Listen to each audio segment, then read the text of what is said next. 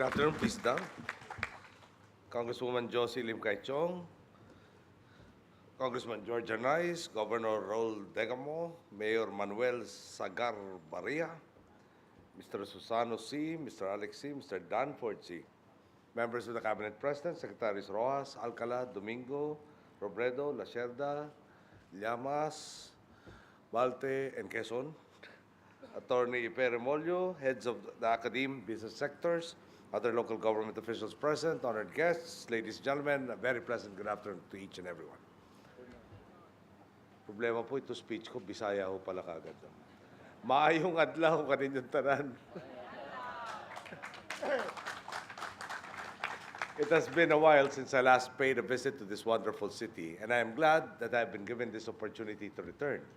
This is my first time back as President of the Philippines, so I would like to take this opportunity to thank the voters of Dumaguete for my landslide victory here. I distinctly remember the campaign sortie I attended here. It was, I think, my second time in Dumaguete at that point in time, and I was surprised to see how beautiful the city really is. But what surprised me even more was the overwhelming amount of people gathered in the Ninoy Aquino Freedom Park to greet and support me, then a member of the opposition. It was a turning point for me in the campaign. It was on that day in this very city when I realized that I could win, if not, I would certainly win, and that all of us together could reignite the fire of hope in this country. When we assumed office a little more than a year ago, we had a dream for all present and future Filipino workers to create enough opportunities in this country such that our own people will no longer feel forced to leave their homes and their families just to find decent paying jobs. That when they do choose to work overseas, it will be out of choice, not necessity. This Linksea IT Park is an embodiment of that dream. This is not the first IT facility I visited in my term, but each time I am given the opportunity to witness a project like this being undertaken, I become even more optimistic that we can reach our goals sooner rather than later.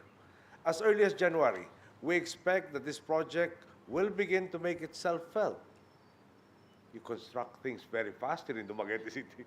More people from Dumaguete and from around the region will have access to decent employment.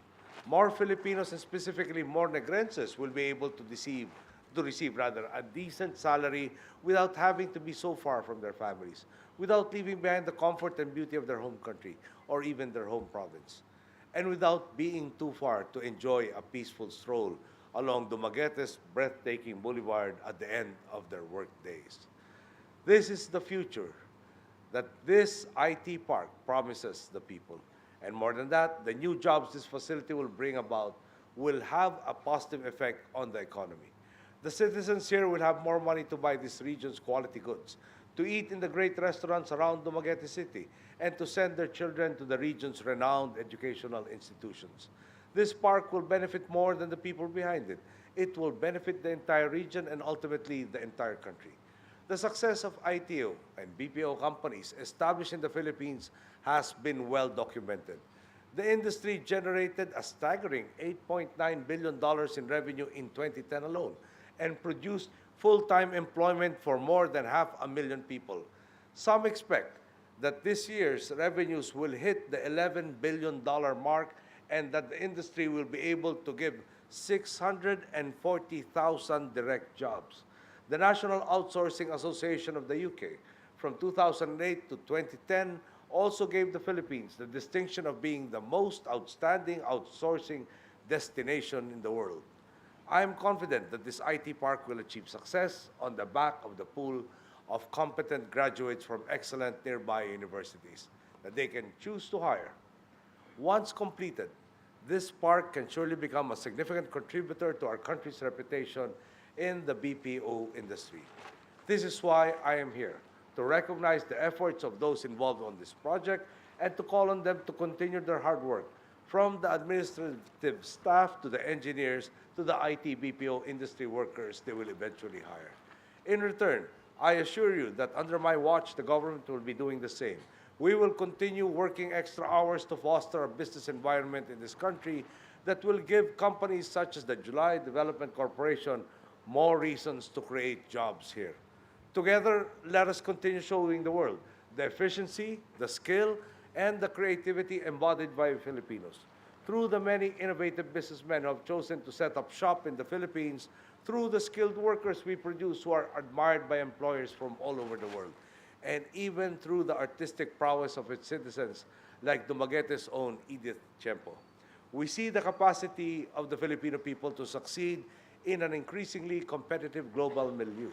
Let us build on the achievements of those who have come before us towards assuring our families, our countrymen, and us a brighter future within our country's borders. Together, let us show the world that the Filipino is indeed and truly world-class. Thank you, one and all. Good day, more success.